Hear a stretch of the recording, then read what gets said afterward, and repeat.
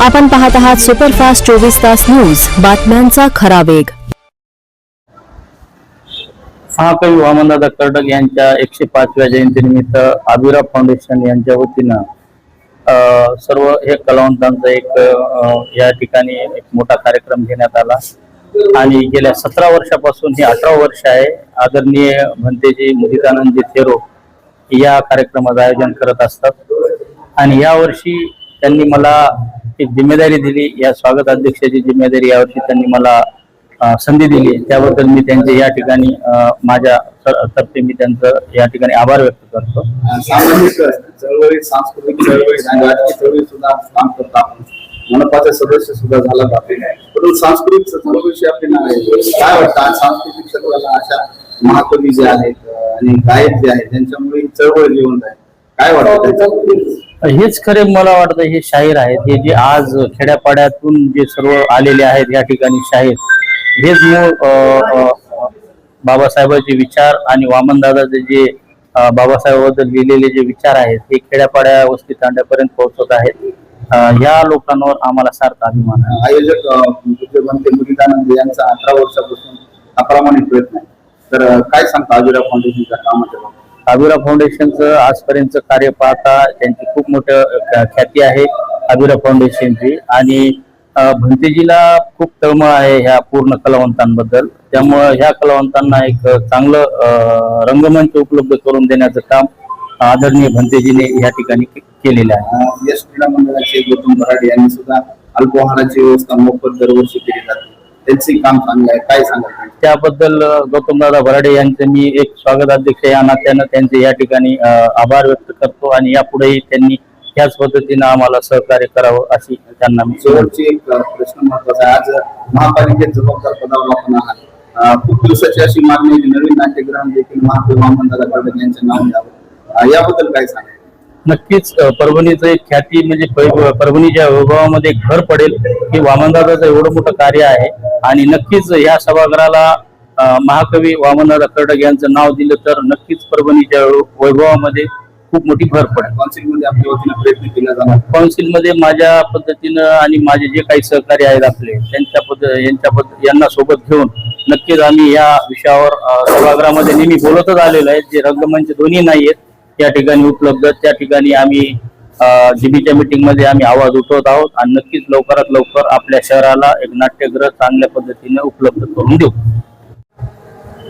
दरवर्षीप्रमाणे याही वर्षी आमचे मार्गदर्शक आदरणीय मुदितानंद भंतेजी आविरा फाउंडेशन महाराष्ट्र राज्य याच्या माध्यमातून दरवर्षी ते होतकरू व ज्यांचं सामाजिक योगदान आहे अशांना पुरस्कार ते दरवर्षी देतात। त्या कार्यक्रमाच्या अनुषंगानं जे काही कलावंत येतात महाराष्ट्रभरातून, इथे जे काही कलावंत येतात त्यांच्यासाठी आमचे सहकारी मित्र यश क्रीडा मंडळाचे अध्यक्ष युवा नेते गौतमदादा भराडे हे सर्व कलावंतांसाठी दरवर्षी बाहेरगावून कलावंत येतात, त्या अनुषंगानं त्याचा विचार करून दरवर्षी ते इथं खिचडी अन्नदानाचा कार्यक्रम घेतात आणि उत्कृष्ट असा कार्यक्रम त्यांचा हा दरवर्षी असतो। भंतेजीला जे काही इथं टीम येते त्या सर्वांना ते अन्नदान करतात दरवर्षी आणि याही वर्षी आपण पाहतो की आपल्या मागच खिचडी होत आहे आणि आता कार्यक्रम संपल्याच्या नंतर त्या सर्व कलाकारांना व इथं कलावंतांना सर्व अन्नदानाचा कार्यक्रम इथं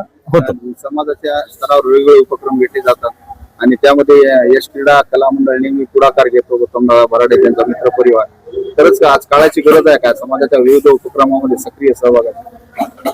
100% योगदान असे आता आपण पाहतो की गौतमदादा जिथं कुठं काही कार्यक्रम असतात सामाजिक उपक्रम, मग ते कुठलाही सराव कोणी असो त्याच्यासाठी ते काही बघत नाही, जिथं सामाजिक योगदान ते त्याच्या पद्धतीने देतात आणि एककडे सरकतात। नाहीतर आपण आज पाहतो की कशा पद्धतीनं कोणी योगदान दिलं तर ते कशा पद्धतीनं प्रसिद्धी करतात, पण ते कधीही प्रसिद्धीच्या मागं नसतात, ते त्याचं कार्य करतात आणि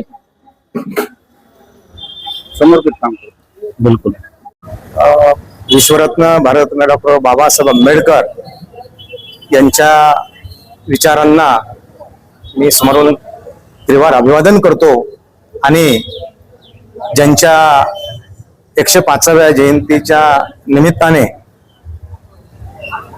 आपल्या महाराष्ट्राचे, देशाचे महागायक महाकवी वामनदादा कर्डक यांच्या जयंतीचं औचित्य साधून अभिरा फाउंडेशनच्या वतीने आणि या फाउंडेशनचे मुख्य संयोजक पूज्य भदंत मुदितानंद थेरो यांच्या वतीनं मला हा पुरस्कार दिला, याबद्दल मी सर्वप्रथम अभिरा फाउंडेशनचे आणि पूज्य बंतेजींचे मी आभार मानतो.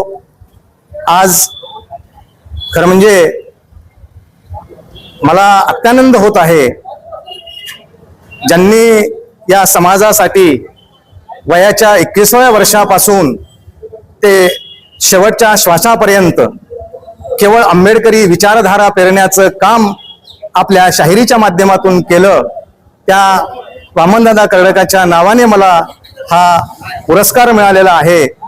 कारण या वेगवेगळ्या सामाजिक चळवळी तर या ठिकाणी चालूच आहेत, त्या चालूच राहतील, परंतु महाकवी वामनदादा कर्डक यांचं कार्य खरं म्हणजे शब्दातीत आहे.